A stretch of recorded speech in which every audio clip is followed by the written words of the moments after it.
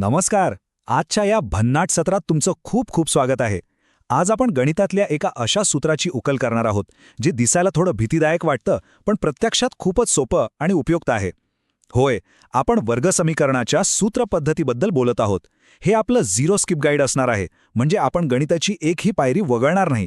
चला तर मग या सूत्राची भीती कायमची पळवून लावूया. आजच्या आपल्या या स्पष्टीकरणाची रूपरेषा अगदी सोपी आहे. 1. वर्ग समीकरणाचे मुख्य सूत्र. 2. विवेचक म्हणजे काय ते समजून घेणे. 3. टप्प्याटप्प्याने पहिले उदाहरण सोडवणे. आणि 4. अधिक सरावासाठी दुसरे उदाहरण.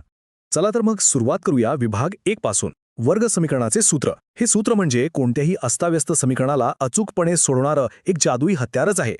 पण कोणतंही गणित सोडवायला घेण्याआधी आपल्याला एक गोष्ट पक्की माहिती असायला हवी.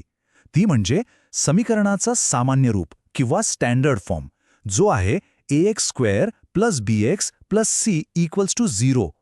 हे अतिशय महत्त्वाचं आहे बरं का, कारण जोपर्यंत आपलं समीकरण या ठराविक साच्यात बसत नाही तोपर्यंत आपण सूत्राचा वापर करूच शकत नाही. एकदा का समीकरण या सामान्य रूपात आलं की आपण त्याची थेट तुलना ax² + bx + c = 0 याच्याशी करतो. यातून आपल्याला a, b आणि c च्या अचूक किमती मिळतात. कोणत्याही गणिताची ही अगदी पहिली आणि सर्वात पायाभूत पायरी आहे. आणि आता प्रस्तुत आहे आजच्या सत्राचा मुख्य नायक, आपलं वर्ग समीकरणाचं सूत्र. x ची किंमत काढण्यासाठी आपण हे वापरतो.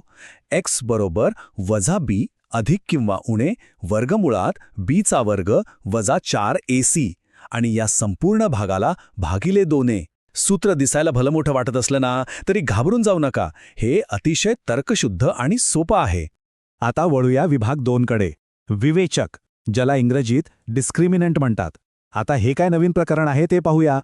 सूत्रातल्या त्या मोठ्या वर्गमुळाच्या चिन्हाखाली लपलेला जो भाग आहे ना, त्याला आपण गणिताचे टार्गेटिंग सिस्टम म्हणू शकतो. यालाच विवेचक किंवा डी म्हणतात.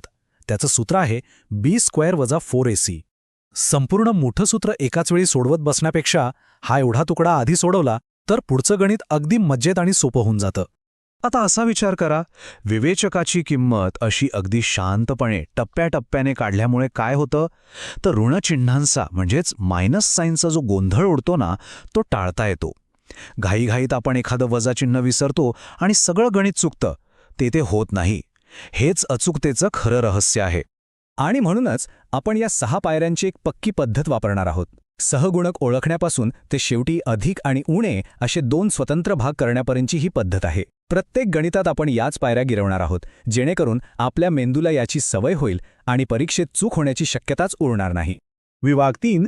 चला आता या सगळ्या गोष्टी प्रत्यक्ष कशा काम करतात ते एका उदाहरणातून पाहूया.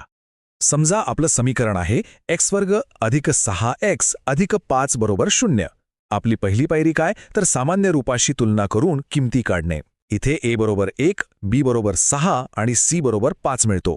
दुसरी पायरी म्हणजे विवेचक, अर्थात b² वजा 4ac काढणे. इथे सगळ्या गुणाकार आणि वजाबाकी केल्यावर d ची किंमत येते 16. अगदी स्वच्छ आणि सोपी. पुढच्या पायऱ्यांमध्ये आपण आपलं मुख्य सूत्र लिहितो आणि त्यात या किमती भरतो. आता समीकरण कसं दिसेल? x बरोबर वजा 6 अधिक वजा वर्गमूळ 16 भागिले 2. आता याला सोपे रूप देऊया. 16चे वर्गमूळ अगदी सहजपणे 4 येते. त्यामुळे आता आपलं समीकरण बनलं x बरोबर वजा 6 अधिक वजा 4/2. आता इथून पुढे गंमत आहे. ही आपली 6वी आणि अत्यंत महत्त्वाची पायरी.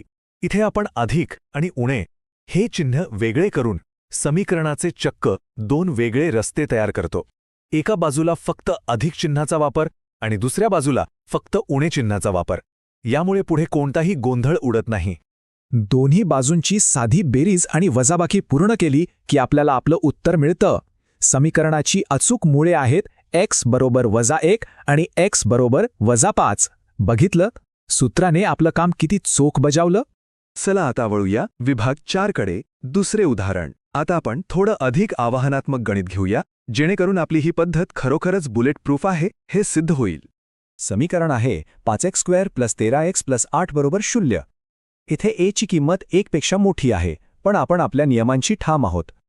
तुलना केल्यावर मिळतं a बरोबर 5, b बरोबर 13 आणि c बरोबर 8. आता अतिशय सावधगिरीने विवेचक काढूया. 13चा वर्ग होतो 169 आणि 4, 5 व 8 यांचा गुणाकार होतो 160.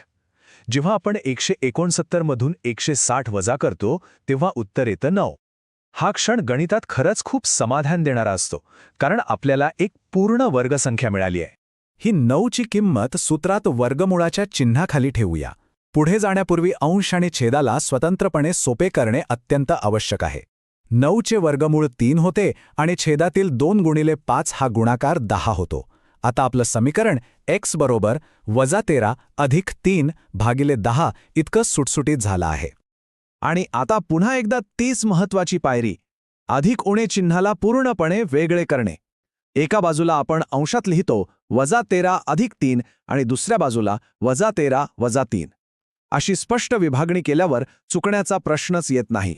अंशांची बेरीज वजाबाकी करून छेदाने भागल्यावर आणि अपूर्णांकांना संक्षिप्त रूप दिल्यावर आपल्याला अंतिम मुळे मिळतात.